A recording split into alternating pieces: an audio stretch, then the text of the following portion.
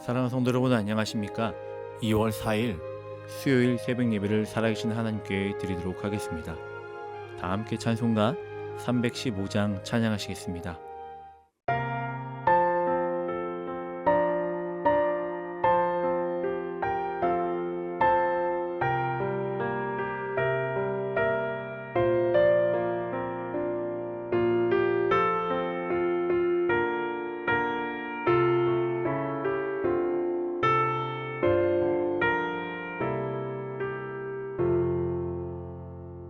내 주 대신 주를 참 사랑하고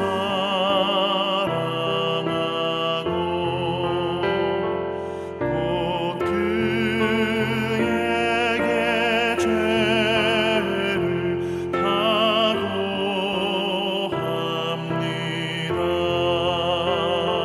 그는 해를 주신 내 예수시니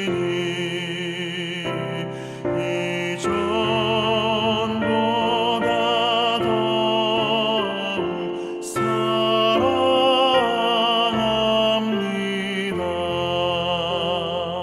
주를 사랑하사 구하시려고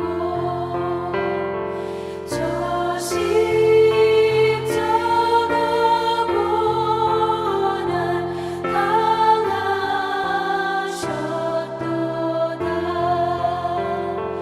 그 가시관 쓰신 내 주 배우니 이전보다 더욱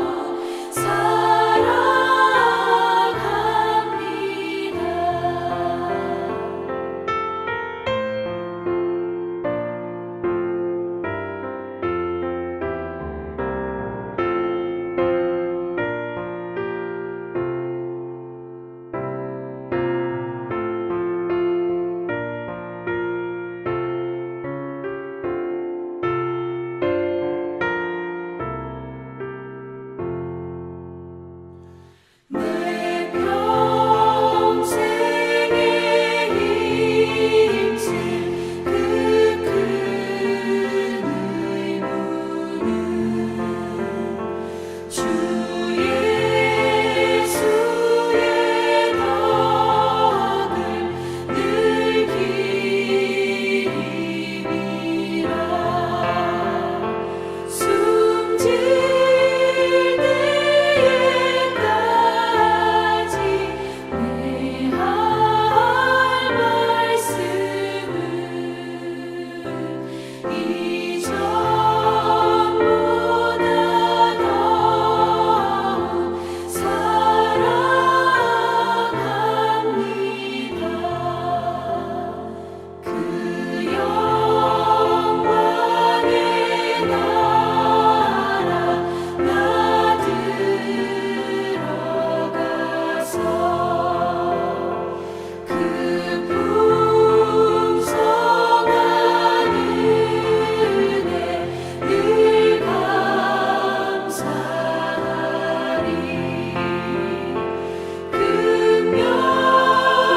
금멸류관 쓰고 나 찬송할 말 이전보다 더욱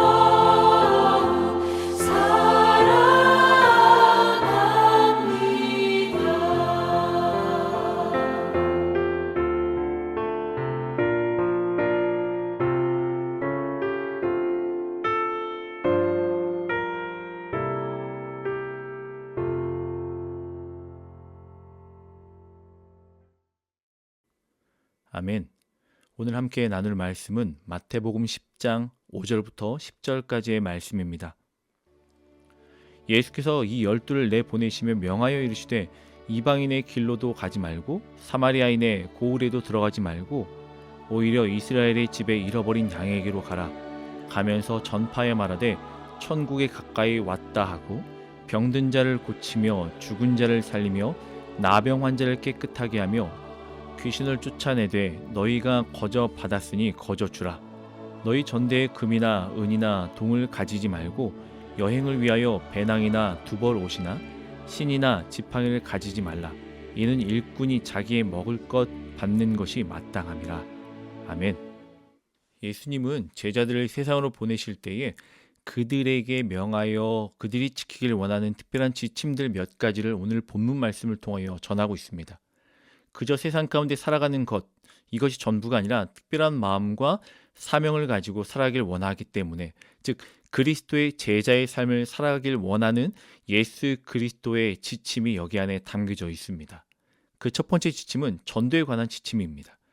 5절과 6절 말씀을 보면요, 예수께서 이 12를 내보내시며 명하여 이르시되 이방인의 길로도 가지 말고 사마리아인의 고을에도 들어가지 말고 오히려 이스라엘의 집에 잃어버린 양에게로 가라. 이 말을 잘못 들으면요, 이방인에게 전도하지 말고 사마리아인에게도 전도하지 말아라 라고 오해할 수 있어요. 그러나 우리가 성경을 읽으면요, 이 뜻이 아니라는 것을 우리는 알 수가 있습니다. 성경에서 보여주셨던 예수님의 삶 또한 그의 말씀을 보면요, 사마리아 수가성에 사는 여인과 같은 이방인들에게 복음을 전하는 일이 성경에 수없이 나타나고 있음을 알고 있어요. 그렇기 때문에 이방인의 전도, 사마리아인의 전도를 하지 말라라고 하는 것이 아님을 우리는 알 수가 있습니다. 특히 예수님은요, 사도행전 1장 8절에 오직 성령이 너희에게 임하시면 너희가 권능을 받고 예루살렘과 온 유대와 사마리아와 땅끝까지 이르러 내 증인이 되리라 하시니라라고 하셨던 것처럼 모든 족속에게 예수님은 가서 복음을 전하는 것, 이것이 지상 명령임을 우리에게 말씀하셨던 부분을 우리는 기억해야 합니다. 그렇다면 왜 예수님께서 세상으로 지금 나아가고 있는 이 제자들에게, 아니 또한 지금 이 말씀을 읽고 있는 우리에게 이방인의 길로도 가지 말고 사마리아인의 길로도 가지 말고 이스라엘의 잃어버린 양에게로 가라라고 말씀을 전하고 있을까요? 여러분, 우리가 이 말씀을 들으면서 기억해야 될 포인트는요, 이스라엘의 잃어버린 양에게 가라라는 거예요. 이 말의 뜻은 너희가 세계 선교를 하기 전에, 너희가 무엇을 더 넓혀서 하기 전에, 이웃 전도하기 전에 내 가족과 가장 가까이 있는 사람들에게 복음을 전하며 그것을 시작점으로 살아라 라고 우리에게 말씀을 전하고 있는 거예요. 우리에게 주신 사명은 분명히 세계 선교에 있고 이웃에게 복음을 전하는 것도 우리에게 주신 사명입니다. 그러나 우리가 먼저 해야 될 것이 무엇입니까? 가장 가까이 있는 지인들에게, 내 아내와 내 남편과 내 자식들과 또한 내 가장 가까이 있는 지인들에게 전도의 출발점, 복음을 전하는 시작점을 가져라라고 우리에게 말씀하여 주고 있어요. 여러분, 전도는 친족, 특별히 피를 나눈 사람들에게 전하기 너무 어렵습니다. 가족에게 복음을 전하는 것은 굉장히 어려운 일입니다. 어찌 보면 이것이 굉장히 전도의 역설적인 모습이기도 해요. 제일 가까운 사람에게 전도하는 것, 내가 가장 사랑하는 분을 소개하는 것, 가장 선한 길을 이야기하여서 그들과 함께 가는 것, 이것이 우리가 해야 될 가장 최선의 일이 돼야 되고 가장 우선시 돼야 되는 일이기도 하지만 어찌 보면 이것이 굉장히 어렵고 힘든 일이기도 해요. 우리에게 가까이 계신 지인들이 다 예수님을 믿고 계십니까? 구원의 확신을 가지며 천국에 대한 소망을 품고 살아갑니까?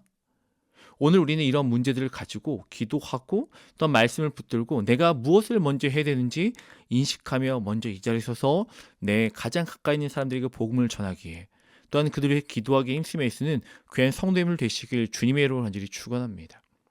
오늘 이러한 전도가 어렵기 때문에 예수님은 우리에게 세 가지의 전도 방법을 알려주셨어요. 첫 번째는 기도이지요. 멀리 있는 사람을 위해 기도하는 것은 언제나 가능합니다.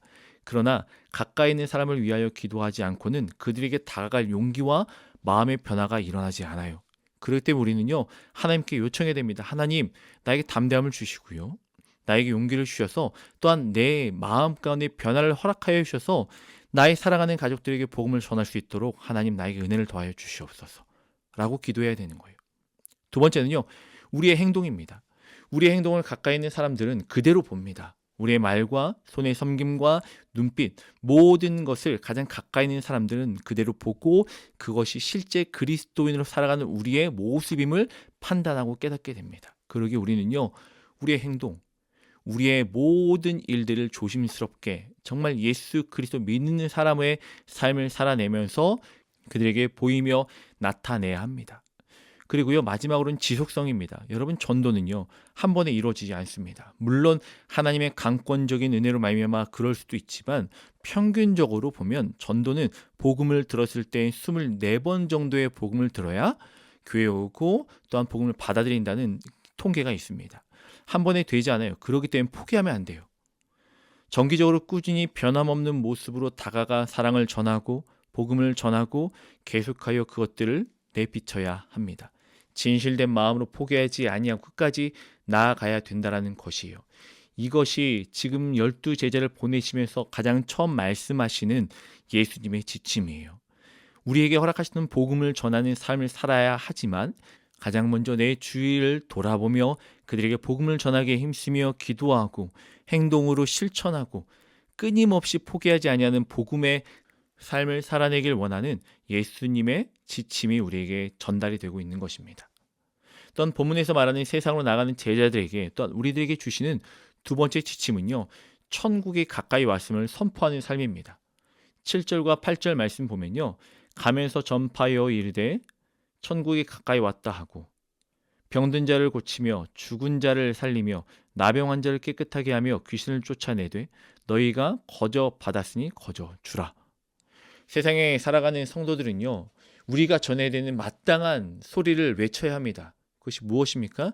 천국이 가까이 왔음을 선포하는 거예요. 우리가 그리스도인으로 이제 세상에 나아갈 때 전해야 되는 소리는요, 교회가 좋습니다. 우리 교회는 이런 프로그램이 좋습니다.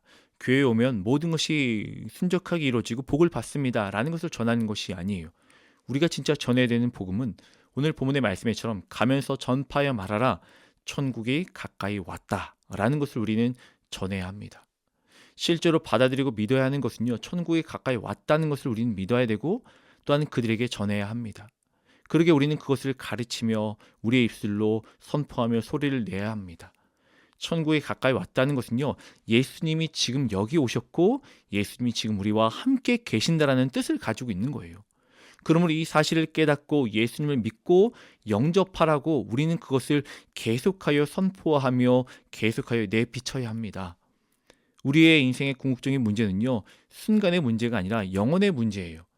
세상은 잠깐입니다. 최근에 많은 사건과 사고들이 일어납니다. 그러나 이 많은 사건도 10년이 지나고 20년이 지나면 다 역사 속에 묻히게 됩니다. 지금 나의 심각한 문제도 10년이 지나면 또한 더 시간이 지나면 아무것도 아닌 것 같은, 어찌 보면 기억에도 남지 않을 것 같은 문제들이 될 것입니다.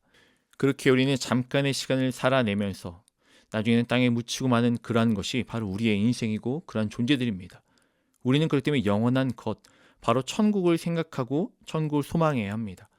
예수님이 천국은 지금 내 마음속에 임해야 한다라고 말씀을 하시는 것은 이것이 우리가 마땅히 이 땅 가운데 해야 될 일이기 때문에 이것을 선포해야 되는 가장 아름다운 소식이요 소리이기 때문입니다.